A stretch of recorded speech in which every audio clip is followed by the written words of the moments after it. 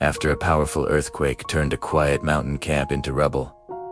One elephant walked back into the ruins alone. She remembered every path, every voice, every human she loved, and led rescuers to survivors no one else could find. High in the green hills near Chiang Mai, there was once a peaceful elephant camp surrounded by tall trees and flowing rivers. Visitors came to learn about elephants, not to ride them. A sanctuary built on respect and healing. Among all of the elephants, one stood out.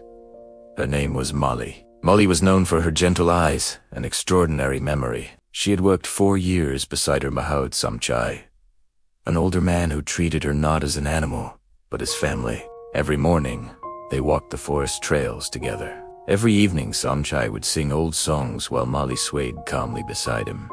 Their bond was quiet but unbreakable. Then one night, everything changed.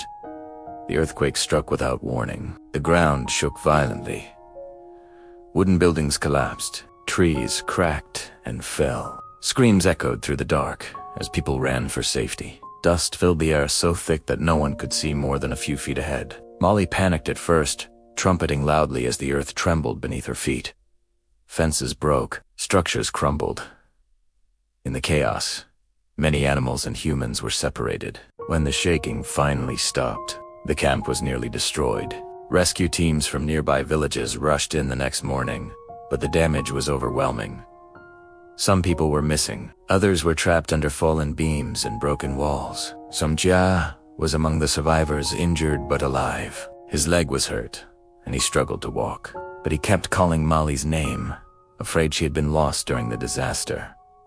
For 2 days, rescuers searched for survivors and for the elephants that had scattered into the forest. Then, on the 3rd morning, Molly returned. She appeared quietly at the edge of the ruined camp, covered in mud and dust. Her ears twitched as she surveyed the destruction. Workers stopped what they were doing, stunned to see her walk calmly through the debris. When she saw Samchai, she let out a deep, low rumble, a sound of recognition and relief. Samshi's eyes filled with tears. "You came back," he whispered, touching her trunk. "But Mali wasenti, they're just to reunite." She began walking toward a collapsed wooden structure near the far edge of the camp.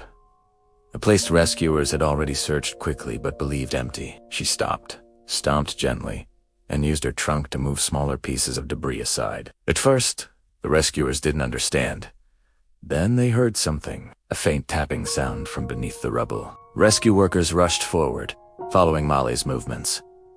Carefully, they began removing heavy beams and broken boards. Molly stood close, nudging aside lighter debris with surprising precision.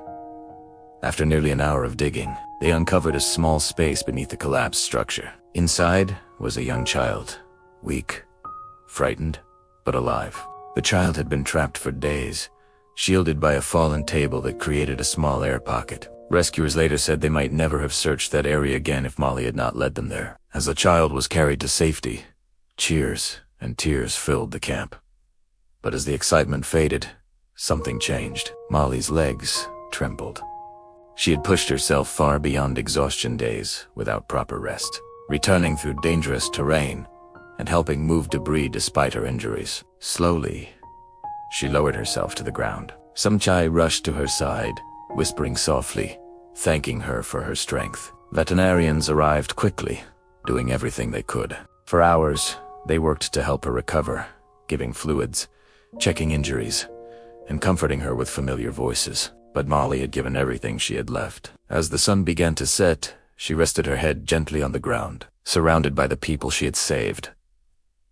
And then, she was still. Grief fell over the camp once again this time. It carried a different feeling, a deep sense of gratitude and awe. News of Molly's bravery spread quickly across Thailand and beyond. Stories described the elephant who returned to destruction not to flee, but to guide humans toward hope. Samshi struggled deeply with loss, but he also felt something powerful growing from her memory. He worked with wildlife experts, rescue teams, and conservationists to create something new, a foundation dedicated to disaster response for animals and humans alike. They named it the Mali Wildlife Rescue Foundation. The organization trained elephants and handlers to assist in search and rescue operations in remote areas. They also helped protect elephants from exploitation, teaching communities about compassion, respect, and coexistence. Years later, survivors would visit the foundation to share their stories. The child rescued from the rubble grew up and returned, often bringing flowers to a statue of Molly placed at the entrance. The statue showed her lifting a broken beam with her trunk, eyes focused forward, as if still guiding others towards safety. Samchai would stand beside it sometimes, remembering the quiet mornings in the forest and the final day when she returned to save lives. He often said one thing to visitors: "Elephants never forget, and neither should we."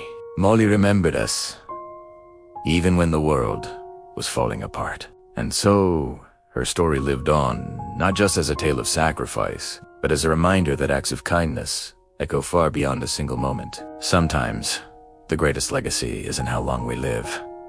It's how deeply we choose to love, and how bravely we choose to help others, even in our final steps.